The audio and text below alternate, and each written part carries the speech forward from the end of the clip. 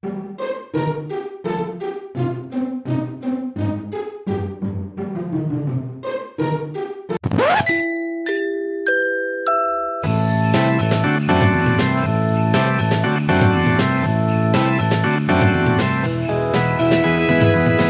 and Merry Christmas and welcome to the Swinging Christies, the podcast about Agatha Christie in the swinging 60s. We're Christie Time. I'm Dr. Mark Aldridge. I'm an agathologist, which means I write and research about Agatha Christie, including my brand new book, Agatha Christie's Marple Expert on Wickedness. Yes, and I'm Gray Robert Brown. I'm a writer. I'm a Christie fan. I'm mistletoe and wine. Mostly wine. Let's be honest. Beer, actually. We've had a beer. Thank you very much. We've got to stop saying that at the beginning. I know, and so soon into the episode as well. We're not like... We're compass mentis. We have literally I do had want one. to clarify. Yeah. Are you feeling festive, Mark? No. What are your plans for Christmas? I am year? going to go and see my mum and my sister and my nephew. Yeah. A couple of weeks before Christmas. Hi to them. Just like I feel we should have staggered Christmases. It would make it easier for everyone. I'm happy to volunteer and say I'll have mine end of January. You know, that's fine. It would for make me. January a lot less bleak. Yeah. Do you know what else makes January a lot less bleak? Is the fact that January's our like Christie Time anniversary month because we launched the Swinging Christies in January. We did, yeah. And potentially exciting things happening this coming January as well. Cryptic comment. Would you like to ask me what I'm doing for Christmas? Not really. Gray, what are you doing for Christmas, Gray? Well, Mark, I'm so glad you... Dr. Mark Aldridge, I'm so glad you asked. We haven't actually confirmed. Oh, are you going on holiday? No. I think we're going to host, but we haven't actually confirmed it. But for my partner's family, actually, hilariously, several of them do listen to this podcast. So... if we haven't confirmed at the time of recording, if we haven't confirmed by the time we drop the episode, then I think I've just confirmed it on mic, haven't I? Because now I'm saying it, it's made it real. Oh dear. Is that how it works? I guess so. They're very welcome. I mean, I love my partner's family immensely. It's quite a lot of pressure to host though, but we have been freeloading off others hosting for several years now, so I think we're due our turn. I had an idea of a festive game we could play since you rudely didn't get us any gifts or any not ephemeral. this year. I was listening to possibly the best Christmas song there is, which is Christmas Wrapping. By the Spice Girls. Not by the Spice Girls. Yes, the Spice Girls the version. original. No, I love the Spice Girls version. No, as you pointed out to me, I think probably the first Christmas we knew each other, the Spice Girls, I didn't even know it existed. The Spice Girls version is quite entertaining, but no. Halloween party, and I was like, oh my god, how often are there Christie titles or references in Christmas songs? Yeah, go. What have you got for me? Okay, I was groaning as I wrote these down. It's fun. It's Christmas. Well, we're gonna go from ones that you go, oh, that sort of works, to ones the really tenuous. Yeah. More of the tenuous. So the most obvious ones are "We Wish You a Merry Christmas" because bring us some figgy pudding. Which of course is Christmas pudding. We all want some Adventure of the Christmas pudding. We all is that all? It fits. It works. Yeah. Okay. All right. Okay. Oh yeah. Okay. Next. Well, there's Little Donkey, which you could rename as Naughty Donkey. Naughty Donkey. And also includes Star Over Bethlehem. Follow that star tonight, Bethlehem. Oh, yeah. See? Yeah. Okay, yeah, very good. Okay. Oh, God. So there's also, of course, the 12 Days of Christmas. Yeah. Where we could go 5 little pigs or gold rings. 5 little pigs. Yes. Okay, very good, very good. The Big Four. And Rule of 3 French hens. Oh, for God's sakes. And 2, 1, buckle my shoe.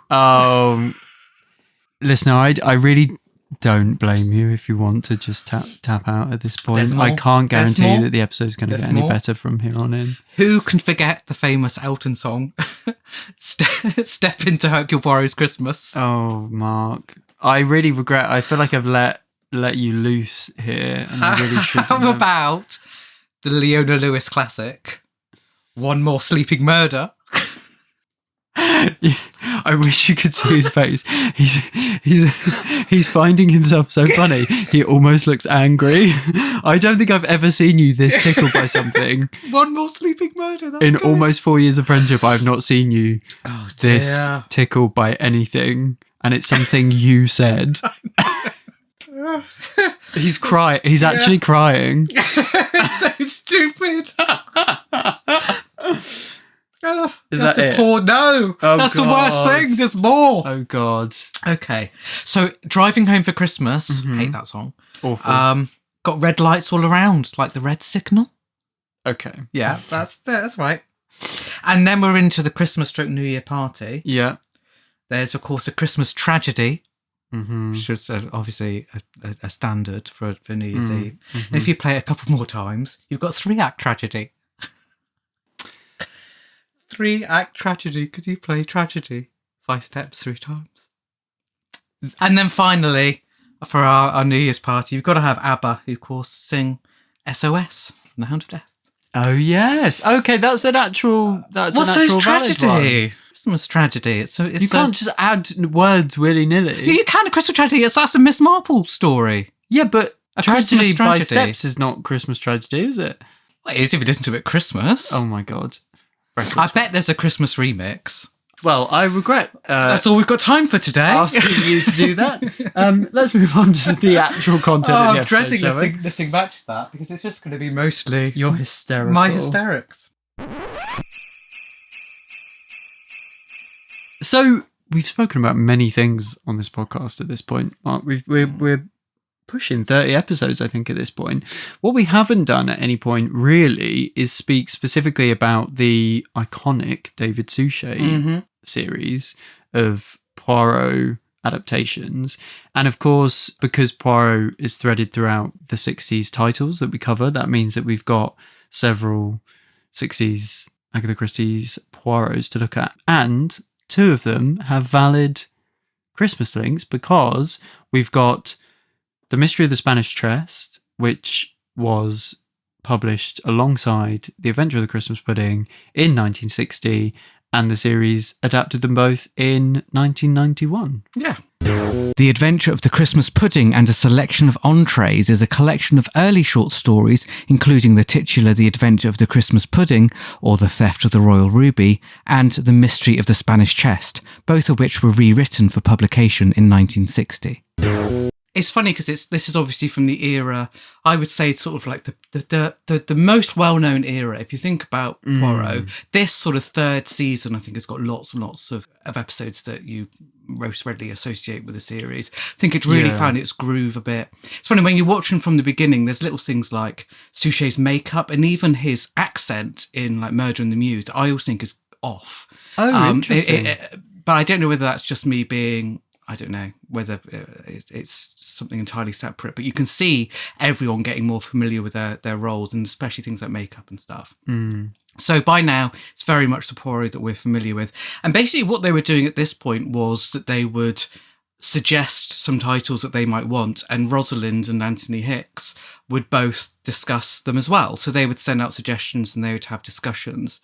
And one of the reasons why it might have been Adventure of the Spanish Chest, I will come to later on because I think it's worth chatting about why it's Spanish and not Baghdad. But I think one big reason is that I found these notes years ago which were so insightful and just made me feel like an idiot for not noticing it before, which is how often the series are linked to a couple of different short story collections being done for each series. So like the first season, there is nothing from Poirot Investigates. Yes. And actually what Rosalind initially wanted was for it to be ones that were from Poirot's early cases and from Murder in the Muse. That was the idea. It would be 4 stories from Murder in the Muse and then another half dozen from Poirot's early cases. And that sort of idea that each season they would like allow another one to be added to the pile is sort of slowly what happens. And also these ongoing things about, you know, Hastings and Lemon. There's no Miss Lemon in this. This was a big thing about I know that Rosalind in particular didn't like the Miss Lemon character being in it too much. She didn't care for her that much as a character in the series. Yeah. And so there's always a debate about, well, which characters do you use and what the balance was going to be like, you know, mixing thefts and murders and all this sort of stuff. Yeah, that makes a lot of sense. I think sometimes as Christie fans, first and foremost, we can lose that perspective on just the realities of TV production. Yeah. And that's something that you're very good at drawing us back to, particularly in your book On Screen, Agatha Christie On Screen. Although I would like to say you give Spanish Chest very short shrift in On Screen. I think you give it like 3 lines or something. I know, but I don't have any room. You're just like, oh, it's gory, that's it, moving on. Well, Spanish Chest, if you were to ask me, like before I was writing about Agatha Christie, what my favourite episode of Poirot was, Spanish Chest is the one that always stood out to me. Really? Yeah, it's the one that I remember as a child. And funny thing is, some of my favourite bits about it are not in the story. But we'll come to that but they're in the adaptation. Yeah, they're in the episode. Yeah. And some of the things for me, it was really memorable as a child, because I would have watched it probably in 91 when I would have been 9. And teen. Just no need for it, is there? Every time you're horrible to me, I'm going to take a vegan treat away. I was -2. So when you watch this when you're 9, it is really gory. So that's probably why it's the main thing I remember when I wrote it up. But it is, I want to pick up on what you said about, I do think it's the sort of era of the programme that you think of. I mean, more broadly, to contextualise it, we're very much in kind of what I think of as like phase 1 of the programme before we move towards the sort of, and it's interesting, isn't it? We've talked about it, and many commentators have remarked upon it before, but that thing of, although the order of adaptations is by no means the order that Christie wrote them, it kind of does shake out into an order that makes sense roughly, in the sense that generally speaking we have stuff that is more like Hastings, Jap, Lemon territory in the early part of the series. Generally we have later novels, darker stuff, Ariadne Oliver type appearances later on. Yeah, I mean, but a lot of that is going to be because she wrote almost all these short stories in the 1920s. Yes. A very few of them come later than that. But also there was initially this idea with Poirot that basically the pre-Second World War ones were seen as the premium titles, and that those were ones that would be available to ITV, and that the others might be available for like the American TV movies. Yeah. It ended up not quite shaking out like that. And for a while there was even a chat, they were speaking to the BBC and saying, do you want to do the novels and ITV can do the short stories? Oh, interesting. At the same time, which obviously didn't happen. Yeah. Well, that's interesting as well, because isn't that our whole argument? Isn't that the whole counter to our whole argument, which is like, no, there's not, the quality does not fall off a cliff at 1939 or 1945, and actually the 60s stuff is really fascinating as well.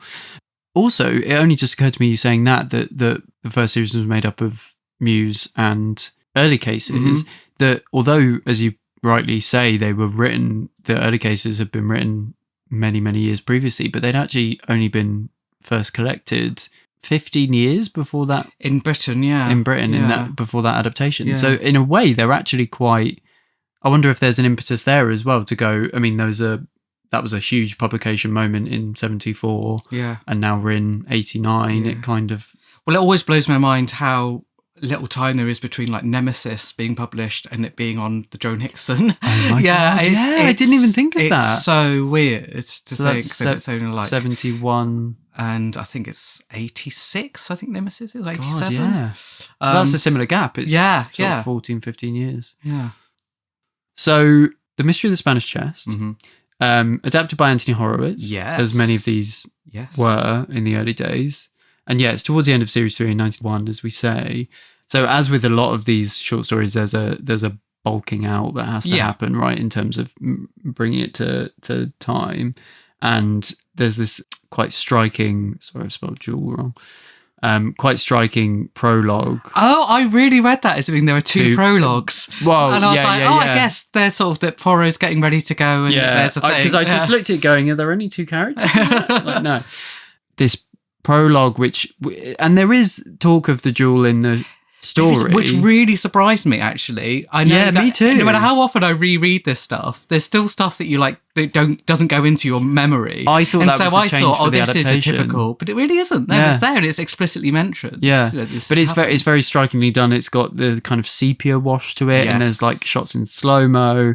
And I thought one of the sort of quite interesting touches was, as is the house style at this point, the title of the story flashes up, and then very quickly after that, the dialogue is the protesting that they don't want to get involved in this duel, and he goes, "We're English, for God's sake." So it's like you've got Spanish chest, and then but we're English, we don't do it that way. And there's a lot of stuff around the chest that is kind of thematically interesting in terms of the exoticization that the origin of the chest implies, which you had some insight on, I believe. Well, as into why it's Spanish rather than Baghdad. Yeah. So here's the thing, which is that sometimes you cannot see the wood for the trees. Like when I wrote the Poirot book and also on screen, there's just huge amounts of stuff. And when you go back and look for a specific answer to a specific question, sometimes you find things that you go, oh my God, how much of an idiot am I? So this is actually an adaptation of Baghdad Chest. And that isn't just us saying, oh, it seems to take more elements. In actual fact, the script and all the notes for it and the list of the episodes all refer to it as The Mystery of the Baghdad Chest, not The Mystery of the Spanish Chest. That came later. I've just realised what you're going to say, and it is so obvious. Sorry, carry on. And the reason why I think they went for Baghdad rather than Spanish to begin with, and then changed the name, was because the books that they used for their copies of short stories was an American collection from the mid-80s, which is all of the Poirot short stories put together. And that includes Baghdad Chest, not Spanish Chest. So I suspect that what they did was, this is a story, go away Anthony Horowitz and make it into an hour of TV. Yeah. And then when they realised, actually, we're sort of licensing from the Adventure of the Christmas Pudding collection, which is the Spanish Chest, it got renamed to the more popularly available version. That makes a lot of sense. Yeah, so it was written as Baghdad, it was made as Baghdad. What did you think I was going to say? You think I was going to say the war? I thought you were going to say the Gulf War. Yeah, but this is another thing. Yes, so Gulf War 1990 to 91. Yeah. It doesn't... And loads of things were changed because of the war. Programs weren't shown or that they were changed. Yeah. So it makes sense that if you got the choice. Just in the sense of you don't want to distract people, because it isn't, and we've said this before, the origin of the chest is not a plot point, it's not relevant, and actually you go, if you're going to put a viewer on notice that it might be about something that it isn't, or put them in the mind of something contentious and contemporary when actually it's really nothing to do with that, why wouldn't you go, oh, well, yeah, that's fine, we'll just use the other title. Yeah. We were going to use the other title anyway. Okay, fine. Yes. I could see that happening as a conversation. So I think just multiple factors would have led to that. It's interesting about the backstory that's been added or expanded upon, that it struck me, well, when we come to Christmas Pudding in a minute, it's exactly the sort of backstory that we get added for the two different versions she does of that, where it's just giving us more background to the characters. It's not adding more clues or making it just have more incident. It's saying this is what we know more about the characters because we were following them before the action starts, I guess. Yeah, that's very true. It's funny, isn't it? Because if they had done a kind of honest to goodness adaptation of Spanish Chest, that actually would have given them more material to work with anyway. Yeah, because as we know, Christie had written the story as Spanish Chest in 1932 and then bulked it out for publication in 1960 as a sort of somewhere between a longer short story and a novella. People always call it a novella. I don't know why. They say that about Murder in the Muse. Well, Murder in the Muse, I think, in just about... I just call them long short stories. How many words do you think? I mean, I would say a novella has to be 40 to 50,000 words. Well, I would have said about 40, yeah. But it can't be that.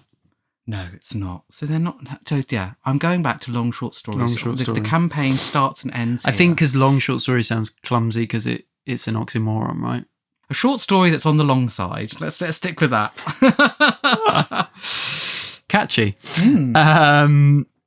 So as you mentioned, there's no Miss Lemon in this, but it is explained. It's not, and it's like a plot point. It becomes a plot. It's a character point. It becomes a character moment, doesn't it? Which is that Hastings can't find he's struggling to find the intel on Major Rich because of grappling with Miss Lemon's overly meticulous filing system. And there's that little moment of charm, as John Pertwee would say, where Poirot is incensed that Hastings has got his tisane wrong. Like it's not sweet enough. Yeah, because he's putting the same amount of sugar, but he must use different spoons than Miss Lemon's using. Yeah. But yeah, because Hastings is in Baghdad, but not in Spanish. That's right. No Miss Lemon in either. Inspector Japp is in the adaptation, but not in either of the And they were texts. always much more... Rosalind was much more flexible about Japp than she was about Hastings and Miss Lemon in particular. Interesting. So because Japp could just stand in for any police officer. Yeah, and there's so it didn't always really going to be matter so call for much. that, I guess. But she would actually go through, there are like columns of where she would write next to each episode which of the secondary characters were going to be in each one. So it would be like, she would be like, oh, that's too many Hastings ones in a row or whatever. So Poirot would go off for, interesting. Problem at Rhodes or whatever, or Triangle Roads. That's, I mean, again, going back to the practicalities of making TV, that's just a helpful way of, because, they need to know how many days to book an actor for. How many? It's expensive having a regular actor. Yeah. I mean, telltale signs that it's an adaptation of Baghdad Chest, even though it's called Spanish Chest, is the fact that the character Burgoyne is Burgoyne rather than Burgess, which he is in Spanish, and Major Curtis is called Major Curtis and not Jock McLaren, and also Mr. and Mrs. Spence make an appearance, and they are not in Spanish Chest, but they are in Baghdad Chest. But there's things like the clues, that the hand drill thing, the gimlet, I think it's called. Oh, yeah. That's only in Baghdad Chest, not in Spanish. And I actually think this is the bit where I prefer what the TV version does. I never like, and always surprises me when I read the story, that thing about drugging him and then lifting up the lid and stabbing him and closing the lid. So it's much better to stab him through the eye, through his sort of peephole. That is such a brilliant way to commit murder. And that's what I always remembered as a kid. I'm scared. Look, if you are at this point of our friendship, you haven't realised I think about murder quite a lot, and which might be the best method, and which ones I believe are actually practical and which ones aren't. Wow, I'm going to sleep soundly in your guest bedroom tonight, aren't I? Yes. But I just think that's such a good, clever method of murder that you go like, hey, why don't you peep through that hole and then just... Yeah. Oh, it's horrendous. It's agree. really scary. You pointed out when we were sort of planning this episode that we've seen the original chest. We have seen the original chest. I don't remember. It's at Greenway. If you go in the main doors at Greenway, it's just on the left, next to where people can leave their brollies. And actually, if you linger there for more than 30 seconds, someone from Greenway will come and tell you that that's the chest. But it's one of those things that everyone's going to tell you because it's such an exciting thing. Have they nailed the lid down, though, in case someone tries to get in checked? Well, yeah. Oh, my God. Who's in there? I was quite surprised when I watched the adaptation by how big the chest is in the adaptation. I'd forgotten that. Of course it's big. It's got to fit a body. Yeah, but it's huge. Yeah, it has to fit a body. It needs to be body size. Yeah, but also I'm just like, if you've got a chest that big, what do you put in it? Like, and so I'm expecting them to take like old linen and stuff that you might actually keep in a chest. Like, why would you have an empty, huge chest? I used to have like a nowhere near as big as that, but I had like a toys chest. Well, I used to too, yeah. Yeah. And what did you put in it? Myself often, but I'd have to take all the toys out. Well, there you go. Exactly that. Someone just come and go, why someone put towels on the floor? I'll put them back in the chest. That there you are, Jeff. Wouldn't have been quite as exciting a clue. No. What's all this linen doing here? Versus, oh my God, an amazing, striking, terrifying splatter of blood on the carpet, which is what we actually get. I was also a little underwhelmed by the screen that the chest is behind. Oh, really? Because that was very it's nice, but I have got that the American original publication, the magazine, Ladies' Home Journal, I think. It's got a beautiful ornate dragon on it, multicoloured. And you're like, I'll have that one, please, rather than this one. You pointed out that we get to see the party, which it seems like so obvious that you go, well, actually, it'd be quite nice to see Poirot at the party. Yeah, because he's put onto the case through other means. And earlier, I think in both versions of the story, you only hear about the party through reportage. Yeah, and this is our tangential way of putting it into the Christmas specials. Because we've decided it must be like a New Year's party. I think if you squint, it could be a New Year's party. I'm gonna say Well, it is. in our defence, it is in a Christmas collection. Yes. But I think that's such a good point. And it's one of those things, again, that you feel a bit of an idiot not for noticing. That sometimes you go, oh, of course you would make Poirot go to the party. And how weird it is to go back that you don't need that in the short story. Yeah. It's a bit like Miss Marple breaking her ankle. I was just thinking about that in The Mirror Cracked from Side to Side. Yeah, how a lot of which you need adaptations that. will... But you need to have her out of the action because otherwise she'll solve it like that. Yeah. Whereas this, it's different because Poirot can be distracted just like everyone else. Yes. But you can see adaptations wrestling with that thing of because the rules of drama dictate that you would want Miss Marple at the fete in Mirror Cracked from Side to Side. The rules of drama dictate that you would want Poirot at this party. I guess the difference here is that because it's sort of concealed... as you say, the issue with Miss Marple at the fete is that she would spot that daiquiri instantly. Yes. Whereas, actually, the point of that, I'm going to say it, New Year's party is the concealment, literally concealed visually with a screen and a heavy wooden chest. I've got to say, when I saw the moment we did the Charleston, I was like, oh, I bet Rosalind was furious. Oh, really? That's exactly the sort of thing that she would not want. Really? Yeah, because it's making him funny. But I mean, it's all balance, isn't it? You've got to have someone pulling at different ends. Someone going, look, this really has to work for a Sunday night ITV audience, whether they love, the intricacies of the original mystery or not, and going, yes, but you can't make Poirot a figure of fun. Yeah. And that is as far as they go, was making him a figure of fun. I think that's a fair compromise. Fair. And of course, it is super striking and works for the ITV hour that you get that brilliant shot, actually, where you sort of close in through the party towards the chest, and then you see the blood dripping from the chest onto the carpet at the point at which the second ad break kicks in. Oh, did you watch it on ITV4? I watched it on ITVX. Oh, okay. So when these went out, there were only 2 ad breaks in them. Oh. And now they've added an extra one. Okay. Because that's it's standard to have 4 now. Yeah. So when you watch it on ITV4 now, you'll see it's on a slot that's longer than... For our international listeners, ITV4 is one of our repeats channels. So ITV4, when they show old stuff, they have to quite often add an extra ad break, which means when you watch it, it's in an hour and 10 minute or an hour and 5 minute slot. But nevertheless, it is an ad break. It's the first ad break in the original version. Well, in a way, it's even more striking yeah. if it's the first ad break. But yeah, I remember because Anthony Horowitz goes on to write a lot of Midsummer Murders, and there was always very much the teaching behind that was like, go into an ad break with blood or gore or a death or something, and you can see the sort of ghost of the beginning of those teachings there. So just before we finish with the notes from Rosalind, it might be interesting to hear. Yeah, please do. Did you notice that Edward Clayton is both an actor and a character in this adaptation? So you said something like this in the notes, and I don't understand what that means, but I'll wait for him to tell me on mic. I'm going to bring up the cast list. Bear with me, faithful. Don't tell me they cast someone. They cast someone called Edward Clayton. That's mad. I don't think it wasn't an actor I recognised, but there is obviously a character called Edward Clayton, who is played by Malcolm Sinclair. Oh, it's too different. I thought you meant Edward Clayton as Edward Clayton. No, but there's also a character Rouse who is played by an actor called Edward Clayton. I don't have anything to say about that other than what a funny coincidence. But I wonder if it isn't a coincidence and it's just like that. Like, I think people see things and they just, funny. Like some casting person has gone like, oh yeah. And then, Well, famously, there's an episode of The Prisoner, which some people think is about Patrick McGoohan trying to escape his role as John Drake in Danger Man, that casts an actor called John Drake.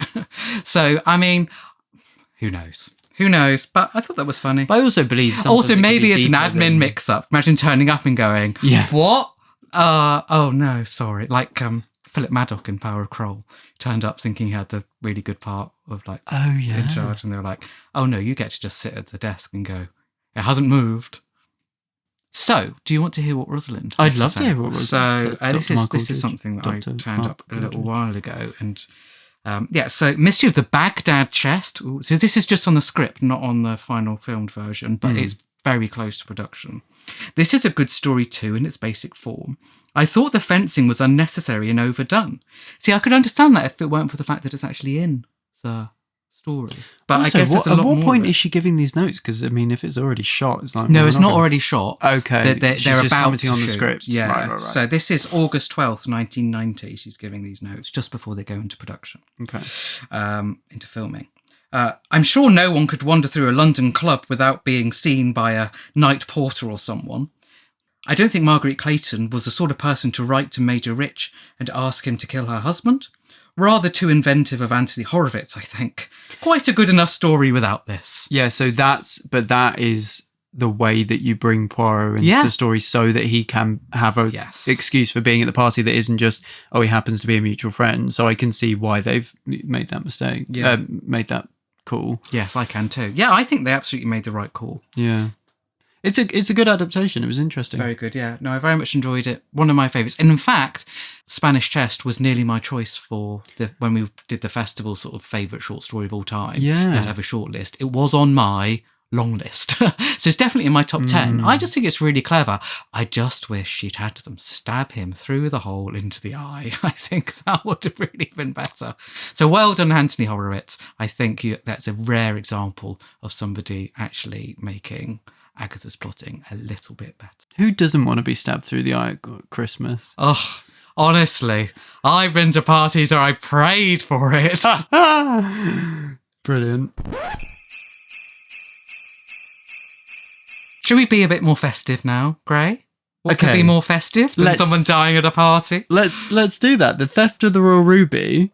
So this is the very next episode of David Suchet's Poirot, but you think that's not intentional. I know. Does anything scream Christmas more than a February transmission date? Yeah, so I don't know if bizarre. I thought... I don't know if I fully realised that until you said that. So strange, especially because it's repeated so often. Yeah. Because it's one of those ones that they repeat like out of sequence.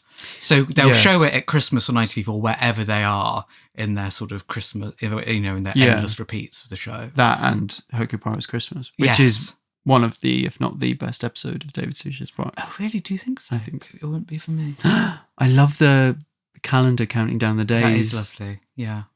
It's so sweet. But I think your theory was that it takes, because it's called The Theft of the Royal Ruby, not The Adventure of the Christmas Pudding, and it perhaps takes that alternative title as a means to play down the Christmasness. I think so. And there's another thing, which is that they couldn't get snow for it. Okay. So it's never going to be that Christmassy. And their Christmas special was Mysterious Affair at Styles. So they've done a special. That was the big feature. Because it was 2 parts, wasn't it? I think it was shown as one. Oh, was it? At the time, but it has been repeated as 2 parts. Same as Pearl End House. Yeah. So they've already had their Christmas special, their big centenary actually for Agatha Christie's centenary. That's why they made that one at that time. Right. Makes sense. So yeah, I guess that they couldn't have both of them, but you do feel like, oh, you could have put it in the beginning. You could have done it January rather than sort of in the middle of the season. Yeah.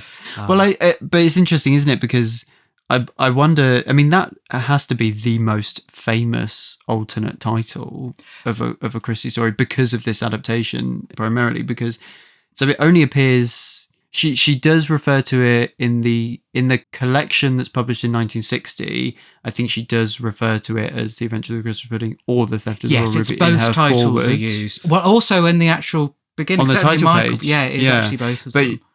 But before that, this version of the story had been published in magazine form a few months prior. Yeah, in America, where they often take out Christmas references. They often change Christmas titles. Well, also that would have been that would have been September, October time. I think so, yeah. Famously not, the same problem that the adaptations got, I guess. And obviously the original story from 1923 was called Christmas Adventure. Well, sort of. It was actually, when first published, it was called The Adventure of the Christmas Pudding. Oh, and then when it was collected into a couple of little books, it was renamed Christmas Adventure. Mm-hmm. So when there was a point of differentiation was needed, that's when that early version starts to become generally known as Christmas Adventure, to make it clear that it's not. But it's actually originally published title for both of the stories, really, as The Adventure of the Christmas Pudding. That's really But to make it clear that it's the early version the Agatha Christie world somehow decided that is now called Christmas Adventure because it was published under that name a few years later. But presumably the Theft of the Royal Ruby only crops up as a title once we hit 1960. Absolutely. That's not... Yes. Oh, interesting. Okay. It does feel generally like the adaptation has a slightly uncomfortable relationship to its own Christmassiness while also having to be about Christmas because it can't not be. And like, you know, there's I noticed the moment that brings Poirot into the story is that he's kind of bundled into this car in the middle of his like festive Covent Garden sort of shopping. And, you know, and there's a sequence in the covered market and there are carol singers. And so there are those elements. But we wouldn't be the first people to point out that there's an awful lot of, and this is not by no means unique to this Christmas special, because we as Doctor Who fans are very well versed in Christmas specials that were actually shot in July and therefore have loads of greenery in the background and it takes you out of it.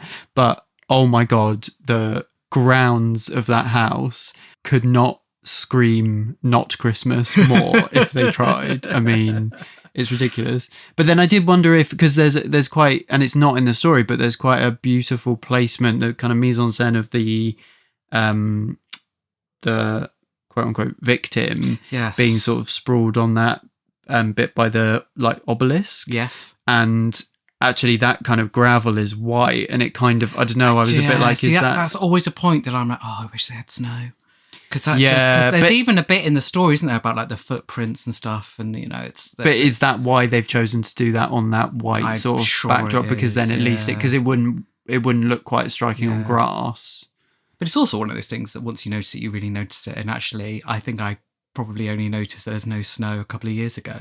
You know, really? I don't think it would particularly crossed my mind about the fact that there's no snow. But like it always really bothers, like I really, really love The Runaway Bride, but it's really bothers me that it does not look like Christmas at all. Do you remember, it was a long time ago, you probably don't, but like 15 years ago or something, they did a special like drama for Christmas for BBC One, which was about people going to Lapland. And it had what she called from the Sue Johnston. And but they managed to go there for 1 year. The snow hadn't fallen at the time that they needed. And so they literally get off the plane. They're all having to say, oh, well, it's a shame there's no snow this year. It's like the whole premise of it is that you're going to snow. So these are notes. They're from Rosalind, who's Agatha's daughter, but it tended to be both her and Anthony having a chat about this. So for the theft of the Royal Ruby, this is from the same date, 12th of August, 1990. This has always been a favourite of mine, as you know, and I'm glad you're doing it this time. It is, I think, very entertaining, with some mystery and excitement, and some humour too. So you like some humour. I like the Christmas atmosphere. Pity about the snow, but I do see it wouldn't be easy in August. Anthony says it should be made clear why the prince was wandering about with the Royal Ruby in the first place. But if he didn't behave in this way, there wouldn't be any story. So that's it. It's very true on both parts. That is very true. Yes. Yeah. It's funny. The kind of obnoxious prince is quite a memorable aspect of the adaptation. I thought that sort of bombastic music, like it's very like the grand matters of state, which is befitting of a story that sees Poirot brought into a case on official business, which obviously we get earlier on. We don't get so much of in the later stories, but yeah, that all felt quite appropriate. Because I really liked when I reread Christmas Adventure the other day that Poirot's already there, it's already Christmas. And for me, that's what you read when you read it at Christmas time. That's what you want. And that if you read it another time of the year, it's nicer to get the backstory and everything else be explained and a bit more depth to the characters. But actually, if you're sat around on Christmas Eve, you know, waiting for your decorations to be finished putting up or whatever, supervising decoration, then I think that having him already there feels much better for, like, if you publish it in a magazine, that's what you want. So I can understand why Agatha might have thought, oh, this could really do some expansion, but also under its own steam as a magazine story, I think Christmas Adventure works really, really well. I know that on All About Agatha, I think they prefer the shorter versions of both of these. And I'm not sure they're wrong, but there's a lot to love about the long versions too. Yeah, I think I prefer Baghdad Chest, the shorter version of that, but I think I prefer the longer version of Adventure of the Christmas Pudding, just because I love reveling in the atmosphere of it. Yeah, I think that's right. You can always just read Christmas Adventure twice. That's true. That's true. I'm a sucker for it. I mean, famously, Hercule Poirot's Christmas is very high up there for me. So I'm just a sucker for anything with Christmas in it or on it. Thank goodness, because it's so festive at the moment. Can't move for decorations. It is funny. So a little peek behind the curtain, listener, when Mark just said that Anthony and Rosalind were remarking on how it's hard to get snow in August. We are, in fact, recording this in August, not just in any August, but in a heat wave. And we're sat here 28 degrees, which for where we live is quite hot. Yeah, we're sat with like sweat on our brows, sort of desperately trying to be festive. But speaking of the heat, so a crucial plot point in the story is that Poirot is very reluctant, and fair enough, to go to this house in the middle of nowhere because he assumes it will be drafty, and he's assured that they have central heating. Because it's a modern house, right? So central heating's going to be there. In the adaptation. Yeah. It's very modern. It's very Art Deco, very achingly cool, isn't it? And you pointed out they filmed there a couple of times at that house. Yes. Joldwyn, I think it's called. But yeah, this and Disappearance of Mr. Davenheim. Right. Which might be my favourite. One of my favourites. Interesting. Yeah, it is a good one. But it is interesting how moving the story setting. So this and Spanish Chest and all of the Poirot adaptations relocate the setting, irrespective of whether they were written before or after this and set before or after this, to 36-ish. And in doing so there is mention of Don't Worry Poirot, there's central heating in this adaptation, as there is in the 1960 book. Yes. But what I found really interesting is by 1960, central heating is pretty ubiquitous. But in 1936, although not unheard of, that's a big boon. So actually Poirot should have been more like, oh, like really? They have central heating? Like that is quite surprising. That's a very good point. But it means something entirely different by the time you get to 60. Because I think around the 70s, you're talking like ordinary people have got it. It's pretty standard. 60 maybe less so, but getting there, it's less of a selling point at that point. It's fun. It's one of those things that when you go through all of Agatha's correspondence, that you note various recurring themes, and one is problems with the heating and the water at Greenway. And it's the sort of thing that, because she wasn't usually there much over Christmas, although she was for at least one of the 1960s Christmases. Bring it on. It's been in it's your favourite time of year, Mark. I do love this, because also you're the one who looks at the emails much more than I do. So some of these may well be a surprise to me. Go on. What's in the mailbag for this year? What have we got in here? Oh, you love it. You love the theatrics. Okay, go on then. What's in our first handwritten letter? First handwritten note that someone has sent to us via the Christmas elves, because that's how it works. If you just put it in the postbox and say, to the Swinging Christies, care of Father Christmas's elves, it works its way to us. We'll assume. We'll find out next year. I think you've had too much eggnog. I wish. No. You don't. But you're a vegan. Oh my God, when was the last time I mentioned being a vegan on the last podcast? episode, I would expect. So go on then, Gray. What's first in our mailbag? So we've had another lovely year. Thanks everyone, and lots of lovely messages. We have. We really appreciate it. Do keep writing into us. We're at christietimepod@gmail.com, or you can DM us on the socials that we're on as well. I wanted to start with a really lovely message from my brother-in-law. Oh. Who said, after our call out for can you hear it? Yeah, that's the message. Yeah. After our call out for any mail, he said, big fan of the show, but an even bigger fan of my fabulous brother-in-law. Absolutely made up about the success of the podcast and about everything you have accomplished. I'm very proud to call you my brother. Oh, isn't that lovely? That's so sweet.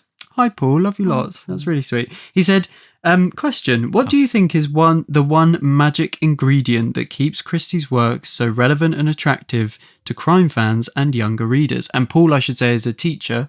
He teaches like 12 to 18. So he has a particular vested interest in why she would be interesting to young readers. Do you know, one of the big things, and could give 100 responses to this, but Yeah. I honestly think it's because her books are perfectly paced and aren't that long. But I think this is a really big thing why lots of people get into her as a young teenager is because they're obviously brilliantly plotted, very clear characters, and they're like 200 pages. So I think that might be one of the reasons why she's endured. I think that if her books were the length of, say, P.D. James's, then I think that's quite off-putting when you're 11 years old. But if you pick up, Hercule Poirot's Christmas, Yeah, you're much more The Body in the Library, which I mean is fast become one of my strong recommendations because of its brevity and because of its like 55,000 words or so. Yeah, it's such a clip. Yeah, thanks, Paul. Oh! What's next? So, is it domestic or international? Well, it's a day ending in Y, so of course we've heard from Chris Steele. Hi, Chris. Chris wrote to us after our American Odyssey, and I'm still calling it that, whether Chris you like is American, it or not. It's worth saying. Chris, famously American. I realised I do this. I just say everything. I'm like famously, and it's like, and people who know me know that it's funny because these things aren't famous. But sometimes people do look at me a bit like, "What do you mean? That's not common knowledge." But I'm being ridiculous. Anyway, Chris points out an error on our part. Not an error, an omission. I mean, obviously these episodes are already fairly substantial often, and simply can't cover everything. We were remiss though to not mention the fact that when we're talking about American references and characters and cultural kind of touchstones in the various 60s novels, and we talked about Endless Night and Ellie, who's American, and Michael, who's British, the central couple in the story. And we didn't point out that we do actually go to America. I had completely forgotten. In that book. Well, I think because Mike does travel around and so much of it's in his head, it is easily missable. So Chris says, one of the very few books that Christie actually takes the reader to the United States. It's just one chapter, but we see Mike in New York and San Francisco.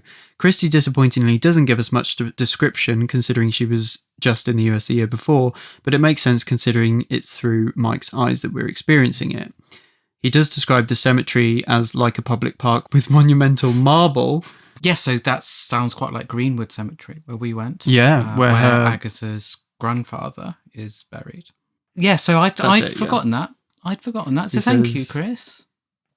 Okay, what's next? So that was international. We've had very domestic. We've had very international. We have a very reliable service of pigeons that bring our mail here at the Swinging Christies. We've got a bit big for our boots, haven't we? We've got a whole bespoke mail service now because we're so popular. All right, that's quite enough. Thank you. What's the letter? So there was an interesting comment on Instagram, which I've printed out and put in the mailbag. Of course. So Glenn Dunley, hi Glenn. Hi Glenn. Wrote us a fabulous email after our special Belfast episode that we recorded with Joan Carson earlier this year. He extols the virtues of the kidnapped Prime Minister, as indeed many of us do. It's a great one. That's another great episode of the Suchet series, and one that one of the earliest ones I watched, I think, because I saw the title in the TV Times and thought, oh, that sounds interesting. They've kidnapped the Prime Minister. Tony Blair was Prime Minister at the time. Make of that what you will. But within your remit, Glenn says, there's also a fleeting Irish reference in Halloween Party that I thought might interest you. I'm Irish myself, from Cork City, and one detail that stayed with me since first reading Halloween Party as a young teen is Christie's description of the sunken garden. She compares it at length to an island garden off the coast of County Cork. As it happens, this island garden is real, and very much as it was when Christie visited. It's called Garnish Island, situated in Bantry Bay, as named after Mrs. He says, a display on the island commemorates Christie's visit. Glenn goes on, though Burr Island often takes the spotlight as Christie's main island inspiration for And Then There Were None, I do wonder if Garnish deserves more attention. The islands mentioned in Halloween Party really helps me place Sophie Hannah's closed casket, which we talked about in that episode, as Poirot could feasibly have made this garden visit whilst in Clonakilty, not far from Garnish at all. Yeah, really fascinating insight. Thank you for that, Glenn. Thank you for listening and for writing in. We really enjoyed. I thought that was I love all the episodes we do. It's like picking between your children, but I did really enjoy finding out all that stuff in Belfast. It's so much to learn, isn't there? You just realise that's why I'm still writing these books and still doing these projects, because every time you think, oh, that'd be nice to finish that, and of course, there's this whole world of stuff to discuss. That's why you haven't retired yet. And finally, you got to really rattle, because we're coming from the west coast of America again, with David Morris, who writes the Collecting Christie website, which is friend of the podcast. And if you haven't looked at that website, it is so fantastic and fascinating. And honestly, it's funny that every maybe 6 weeks or something, one of us, myself or David, will email the other one with some weird thing we found. And be like, oh, I think we finally found about he found a very interesting discovery the other day, but I won't share what it is. Just like you go, oh, I've always looked for that edition. Oh, I understand it. Anyway, he emailed us to say that one of his readers had forwarded him this letter, which was being auctioned, which is dated November the 5th, 1966, it looks like, but it was added later, on hotel stationery from Cleveland, Ohio. It's a letter from Agatha. So this is quite interesting. So basically what it says is, Dear Lady Stewart, we did enjoy our evening with you so much. It was a delightful party and all your guests were such fun to meet. I am still full of interest in your Italian home to be. Houses have always been my passion. Oh, we know that, Agatha. Usually acquiring interesting looking wrecks and having fun doing them up, living in them for a year or two, then selling and starting again. Can I just say that is an interesting way to phrase it, because you didn't often remember to sell them, Agatha. You quite often kept hold of them and then sort of leased them out, and then a pastime put a stop to by the discovery I'd have to pay war damage insurance on them all, and nobody wanted to buy. And the one we really wanted to live in was bombed. So that must be Sheffield Terrace. But I never got as far as building a house. No, she didn't. That's a very good point. Well, metaphorically in Endless Night, I guess, but that doesn't end up too rosy. That's true. I wonder if that's why it's on her mind, this idea that you could have sort of raising the ground and then just creating something new in its place. Yeah, so Agatha finishes by saying that she was entranced by Washington and hoped to come again sometime. And I hope we shall see you again in England. Signed it, Agatha Mallowan, of course, because it's personal Agatha, not Agatha Christie Brown. So that was nice. She clearly met some people she got on very well with, and it's lovely to hear her talking about her passions. Yeah. Which, again, it's one of those things, when you sort of dispense with this last decade or two of her life, which lots of biographies tend to skip over quite quickly, you really are sort of taking away the fact that she was a developing woman, and that her passions and her interests never stops. And it means that she sort of stops about 1960 if you're not really paying attention to actually everything else. So letters like that remind us that she wasn't just sort of someone sat there quietly going, oh, I guess I'd better write another book for this year and then go on holiday. She still was excited and interested in things. So yes, thank you, David. Absolutely. And whoever sent that on to you. Yeah. A letter from Agatha herself in this year's mailbag. Okay, it's time to pack away the mailbag for this year. But never fear, it will be out again next year. So we don't. Sorry if we didn't get around to your message, but keep them coming. Yes, please do. Yes, we love hearing from you. Happy New Year.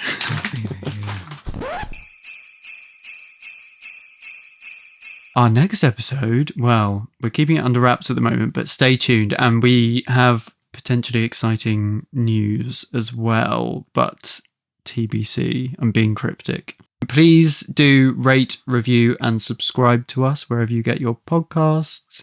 It really does help us out. We really appreciate it. And yeah, as I said, keep those messages coming. Yes. And do get in touch. You can find us on Instagram at Christie_time. You can find us on Blue Sky at christietime.bsky.social. You can email us at christietimepod, that's prod for productions, @gmail.com. Our website is christietime.com. So if you ever get lost and you just think, where can I find that essential item, you can find it linked to from there. Gray, you can find his website at grayrobertbrown.wixsite.com/Gray Robert Brown. So good they named him twice. I'm on Instagram at Dr. Mark Aldridge and on Blue Sky at markaldridge.info, which is also my website address. Merry Christmas, Mark. Oh, Merry Christmas. And a very Merry Christmas to all of you at home. Keep swinging. Keep swinging. Keep swinging. Why are you ASMRing?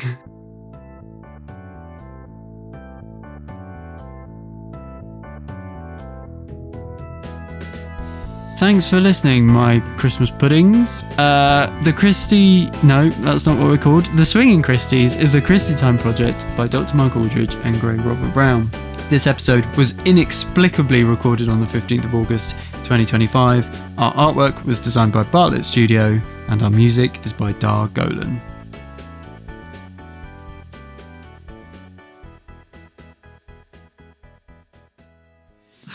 No, I think the fact that because we did Halloween in Heat last year. We did. But we didn't do... I think Christmas was like October. Did we record it in October? Didn't we do them together? No. Oh, okay. It was fun. But Christmas wasn't... Because Christmas was dark and we had the hats on in the picture and the crackers. Yeah. So it must have of course, because we were an here. We did autumnal Halloween night. at yours, didn't we? Yes. So that's a way to remember. It's a bit high, isn't it? Well. Shut up! You're vertically challenged, so... It's usually higher than that, dare I say. It should be level with our mouths. But how does one do that? Because my mouth's up here. I've got an adjustable chair, and I am higher than you. See? And I sit on your chair. Holier than I sit thou. on a cushion. Holier than thou. Yeah. How Christmassy do you feel right now?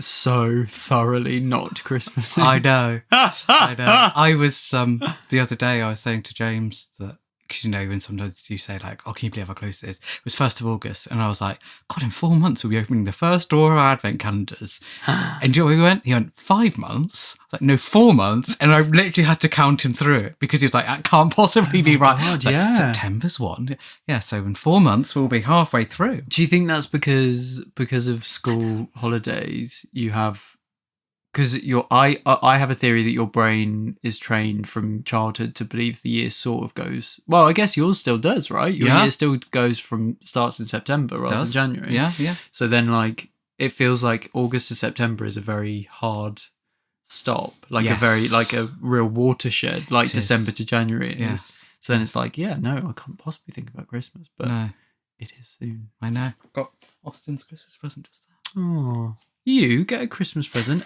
several months early? Surely not. Yeah, I've burnt yours. I hope so. Was it incense then? Ward off evil spirits. It ain't working. Set you up for that one. Thank you. Zing! Swing! Right, we'll just go, shall we? Yeah, let's do it. Hello and welcome to the Swinging Christies, the podcast about...